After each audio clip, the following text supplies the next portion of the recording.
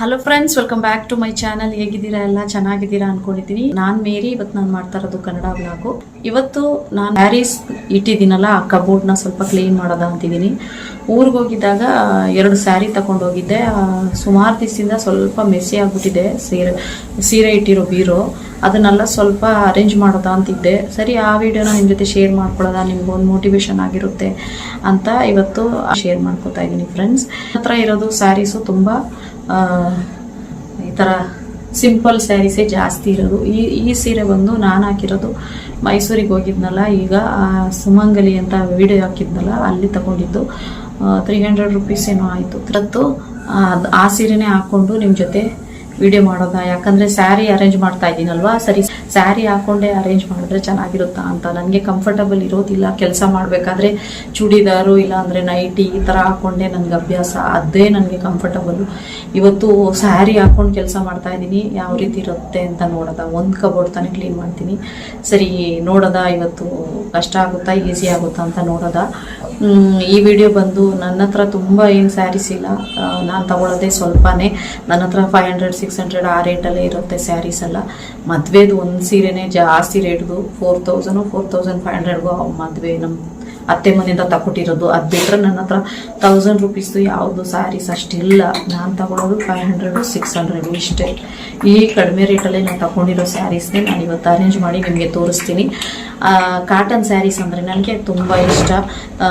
ಯಾಕಂದರೆ ಅದು ಕಂಫರ್ಟಬಲ್ ಆಗಿರುತ್ತಲ್ವ, ಹೆಂಗೆ ಹಾಕಿರ್ತೀವೋ ಅದೇ ರೀತಿ ಕೂತಿರುತ್ತದು. ಈ ಸ್ಯಾರೀಸ್ ಎಲ್ಲ ನೋಡಿ ತುಂಬ ಜಾರುತ್ತೆ. ಸರಿ, ಅದಕ್ಕೆ ಇಲ್ಲೊಂದು ಪಿನ್ನು ಈ ಥರ ಹಾಕ್ಬಿಟ್ಟಿದ್ದೀನಿ, ಜಾರದೇ ಇರಲಿ ಅಂದ್ಬಿಟ್ಟು. ಸರಿ, ಇದ್ರ ಜೊತೆಗೆ ಈ ವಿಡಿಯೋನ ಸ್ಯಾರೀಸ್ನೆಲ್ಲ ಯಾವ ರೀತಿ ಅರೇಂಜ್ ಮಾಡ್ತೀನಿ ಅನ್ನೋದನ್ನ ನಿಮ್ಮ ಜೊತೆ ಶೇರ್ ಮಾಡ್ಕೊತಾ ಇದ್ದೀನಿ. ಬನ್ನಿ, ಈ ವಿಡಿಯೋ ಏನಾದರೂ ನಿಮಗೆ ಸ್ವಲ್ಪನಾದರೂ ಇಷ್ಟ ಆದರೆ ದಯವಿಟ್ಟು ಸಬ್ಸ್ಕ್ರೈಬ್ ಮಾಡ್ಕೊಳ್ಳಿ.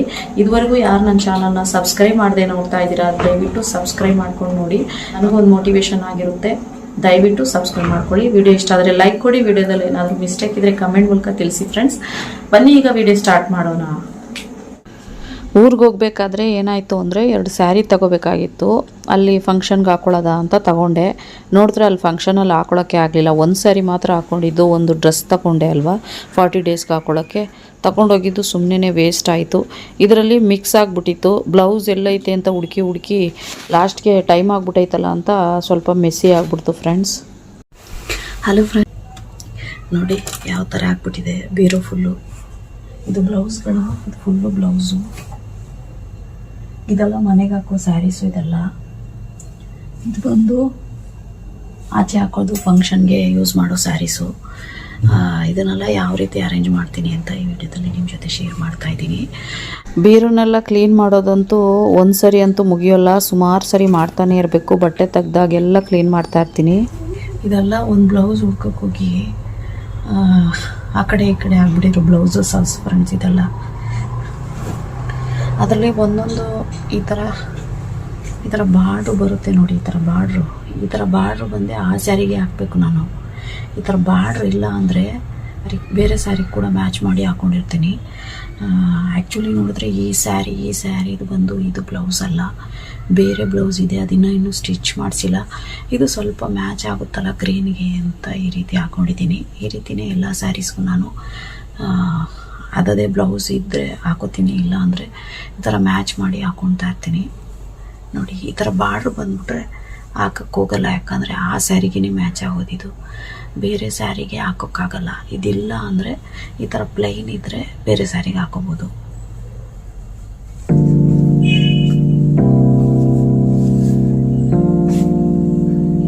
ಈ ಸ್ಯಾರಿಗೆಲ್ಲ ಇನ್ನೂ ಬ್ಲೌಸೇ ಹೊಲಿಸಿಲ್ಲ. ಇಲ್ಲೋಡಿ, ಈ ಸ್ಯಾರಿಗೆಲ್ಲ ಇನ್ನೂ ಎಲ್ಲೋಡಿ ಸ್ಟಿಚ್ ಮಾಡಿಲ್ಲ, ಸೈಡು ಹೊಡೆದಿಲ್ಲ, ಬ್ಲೌಸು ಹೊಲಿಸಿಲ್ಲ.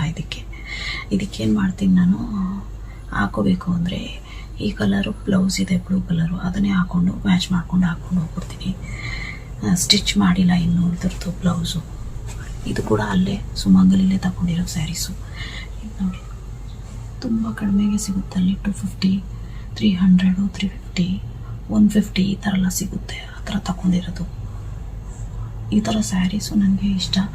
ತುಂಬ ಗ್ರ್ಯಾಂಡಾಗಿ ಹಾಕ್ಕೊಳ್ಳೋದು ಅಷ್ಟು ಇಷ್ಟಪಡಲ್ಲ. ಈ ಥರ ಸ್ಯಾರೀಸು, ಸಿಂಪಲ್ ಸ್ಯಾರಿ, ಕಾಟನ್ ಸ್ಯಾರಿ ಅಂದರೆ ನನಗೆ ತುಂಬ ಇಷ್ಟ. ಫ್ರೆಂಡ್ಸ್, ನಾನು ಈ ವಿಡಿಯೋದಲ್ಲಿ ತುಂಬ ಸ್ಲೋ ಆಗಿ ಮಾತಾಡ್ತಾ ಇದ್ದೀನಿ, ಕೇಳಿಸ್ದೇ ಇದ್ದಂಗೆ ಮಾತಾಡ್ತಾ ಇರೋದು. ಯಾಕಂದರೆ ಪಕ್ಕದಲ್ಲೇ ಅಟ್ಯಾಚ್ ಆದಂಗೆ ಮನೆ ಇದೆ, ಅಲ್ಲಿ ಓಡಾಡ್ತಾನೆ ಇರೋ ಕೇಳಿಸ್ತಿತ್ತು ನನಗೆ ಸೌಂಡು. ಅದರಿಂದ ಅವ್ರಿಗೆ ಡಿಸ್ಟರ್ಬೆನ್ಸ್ ಆಗೋದು ಬೇಡ, ನಾವೇನು ಮಾತಾಡ್ತಾ ಇದ್ದೀವಿ ಅಂದ್ಬಿಟ್ಟು ನಾನೇನು ಮಾಡಿದೆ, ತುಂಬ ಮೆತ್ತಗೆ ಮಾತಾಡ್ತಾ ಇದ್ದೀನಿ. ಕಿಟಕಿ ಪಕ್ಕನೇ ಇದೆ, ಅಟ್ಯಾಚ್ ಆದಂಗೆ ಮನೆ, ಅದರಿಂದ ಮೆತ್ತಗೆ ಮಾತಾಡ್ತಾ ಇದ್ದೀನಿ. ಫ್ರೆಂಡ್ಸ್, ನಂದು ಮದುವೆಗೆ ತಗೊಟ್ಟಿರೋದು ಸ್ಯಾರಿ. ಫಸ್ಟು ಚರ್ಚ್ಗೆ ಈ ಥರ ವೈಟ್ ಹಾಕ್ತೀವಲ್ವ, ಅದ್ರದ್ದು ಸ್ಯಾರಿ ಇದು. ಅದು ಬಿಟ್ಟರೆ ಮದುವೆ ಸ್ಯಾರಿ ಇದು. ಈ ಸ್ಯಾರಿ ಮದುವೆದು. ಇದು ಕೂಡ ವೈಟ್ ಸ್ಯಾರಿ ಹಾಕ್ಬೇಕಲ್ಲ, ಆಗ ತಗೊಂಡಿರೋದು ಸ್ಯಾರೀಸು. ಇಲ್ಲಿ ನೋಡಿ, ಸೀರೆಸ್ ಎಲ್ಲ ಕಲೆಕ್ಷನ್ಸ್ ಎಲ್ಲ ನಮ್ಮ ಅಕ್ಕನೇ ತುಂಬ ಸೆಲೆಕ್ಟ್ ಮಾಡಿ, ಅವಳ ಹತ್ರ, ನಮ್ಮ ಅಕ್ಕ ಹತ್ರ ಇನ್ನೂ ಚೆನ್ನಾಗಿರೋ ಸೀರೆ ಎಲ್ಲ ಇದೆ. ನಮ್ಮ ಅಕ್ಕನೇ ತುಂಬ ರೇಟ್ ಕೊಟ್ಟು 4000, 5000, 6000 ಅಂತ ಕೊಟ್ಟು ತಗೊಂಡು ಇಟ್ಕೊಂಡಿರ್ತಾಳೆ ನಮ್ಮ ಅಕ್ಕ. ಚೆನ್ನಾಗಿರೋ ಸೀರೆ ಎಲ್ಲ ನಮ್ಮ ಅಕ್ಕ ಹತ್ರನೇ ಇರೋದು. ನಾನು ಅಷ್ಟೊಂದು ಬಟ್ಟೆ ಎಲ್ಲ ಅಷ್ಟೊಂದು ಪರ್ಚೇಸ್ ಮಾಡೋದಿಲ್ಲ. ಈ ಕ್ರಿಸ್ಮಸ್ಸು, ನ್ಯೂ ಇಯರು, ಹಾಗೆಯೇ ಈಸ್ಟರ್ ಅಂತ ಬರುತ್ತಲ್ಲ, ಗುಡ್ ಫ್ರೈಡೆ ಟೈಮಲ್ಲಿ, ಆ ಟೈಮಲ್ಲೇ ಸೀರೆ ತಗೋತಾ ಇರ್ತೀನಿ. 2 ಹಬ್ಬಕ್ಕೆ 2 ಸೀರೆ ಬೇಕು, ಪುನಃ ಈಸ್ಟರ್ಗೆ 1 ಸೀರೆ ಬೇಕು, ಈ ರೀತಿ ತಗೊತಿರ್ತೀನಿ. ಈ ಟೈಮಲ್ಲಿ ಬರ್ತ್ಡೇ ಬರುತ್ತಲ್ಲ, ಆ ಟೈಮಲ್ಲೆಲ್ಲ ನಮ್ಮ ಅಮ್ಮ, ಇಲ್ಲಾಂದರೆ ನಮ್ಮ ತಂಗಿ, ನಮ್ಮ ಅಕ್ಕ ಈ ರೀತಿ ತಗೊಡ್ತಾ ಇರ್ತಾರೆ. ಆ ಸೀರೆ ಕಲೆಕ್ಷನ್ಸೇ ತುಂಬ ನನ್ನ ಹತ್ರ ಇರೋದು. ಇದ್ರ ಜೊತೆಗೆ ಮದುವೆ ಟೈಮಲ್ಲಿ ಬೇರೆ ನನಗೆ ಒಂದು 20 ಸ್ಯಾರಿ ಕೊಟ್ಟಿದ್ದರು, ನನಗೂ ನನ್ನ ತಂಗಿಗೂ. ಆ ಸ್ಯಾರಿ ಕೂಡ ಇದೆ. ಆಮೇಲೆ ಕೆಲ್ಸಕ್ಕೆ ಹೋಗ್ತಾ ಇದ್ನಲ್ವ, ಆಗ ಕೂಡ ಸೀರೆ ತಗೊಂಡಿದ್ದೆ, ಆಗ ಆ ಸ್ಯಾರೀಸ್ ಕೂಡ ಇದರಲ್ಲೇ ಇದೆ. ಎಷ್ಟೊಂದು ಜನಕ್ಕೆ ತೆಗೆದು ಕೊಟ್ಬಿಟ್ಟೆ ನಾನು, ಆದರೂ ಕೂಡ ಸೀರೆ ಖಾಲಿನೇ ಆಗಲ್ಲ. ಅದರಿಂದ ಸರಿ ಕ್ರಿಸ್ಮಸ್ಗೆ ನಾನು ಸ್ಯಾರಿನೇ ತಗೊಳ್ಳಿಲ್ಲ, ಇರೋ ಸ್ಯಾರಿನೇ ಹಾಕ್ಕೊಂಡೆ ಹಬ್ಬಕ್ಕೆ. ಬೇಡ, ಸುಮ್ಮನೆ ಸ್ಯಾರಿ ತುಂಬ ಸೇರಿಬಿಡುತ್ತೆ ಅಂದ್ಬಿಟ್ಟು ಈ ಕಬೋರ್ಡ್ ಬಂದು ನಮ್ಮದೆಲ್ಲ ಓನರ್ ಮಾಡಿಸ್ಕೊಟ್ಟಿರೋದು ಈ ಮನೆಗೆ. ಅದರಿಂದ ಸ್ವಲ್ಪ ದೊಡ್ಡದಾಗಿರೋದ್ರಿಂದ ಇಟ್ಕೊಂಡಿದ್ದೀನಿ. ಒಂದು ಸಾರಿ ಹ್ಯಾಂಗರಲ್ಲಿ ಹಾಕಿಟ್ಬಿಟ್ರೆ ಅದನ್ನು ನೋಡೋಕ್ಕೆ ಹೋಗಲ್ಲ, ಆ ರೀತಿ ಇಡಬಾರ್ದು. ಈ ಸರಿ ಈಗ ಕ್ಲೀನ್ ಮಾಡ್ತಾ ಇದ್ದೀನಲ್ವ, ಈ ಕಡೆಯಿಂದ ತೆಗೆದು ಆ ಕಡೆಗೆ ಫೋಲ್ಡ್ ಮಾಡಿ ಹಾಕ್ತಾಯಿದ್ದೀನಿ. ಒಂದೇ ಕಡೆ ಮಡ್ಚಿಟ್ರು ಕೂಡ ಅದು ಒಂಥರ ಕಟ್ಟಾದಂಗೆ ಆಗ್ಬಿಡುತ್ತೆ, ಮಾರ್ಕ್ ಬೇರೆ ಬಂದ್ಬಿಡುತ್ತೆ ಅಂತ ಈ ರೀತಿ ಚೇಂಜ್ ಮಾಡಿ ಇಡ್ತಾಯಿದ್ದೀನಿ. ಫ್ರೆಂಡ್ಸ್, ನೆಕ್ಸ್ಟು ನಾನು ತೋರಿಸ್ತಾ ಇರೋ ಸೀರೆ ಬಂದು ನನ್ನ ಮದುವೆಗೆ ತಗೊಟ್ಟಿರೋ ಸೀರೆ. ಒಂದೇ ದಿನ ನನ್ನ ತಂಗಿಗೂ ನನಗೂ ಇಬ್ರಿಗೂ ಬೆಂಗಳೂರಲ್ಲೇ ಬಂದು ತಗೊಂಡಿದ್ದದು. ಇದು ನಮ್ಮ ಯಜಮಾನ್ರ ಮನೆ ಕಡೆಯಿಂದ ತಗೊಟ್ಟಿರೋದು. 4500ಕ್ಕೆ ತಗೊಟ್ರು.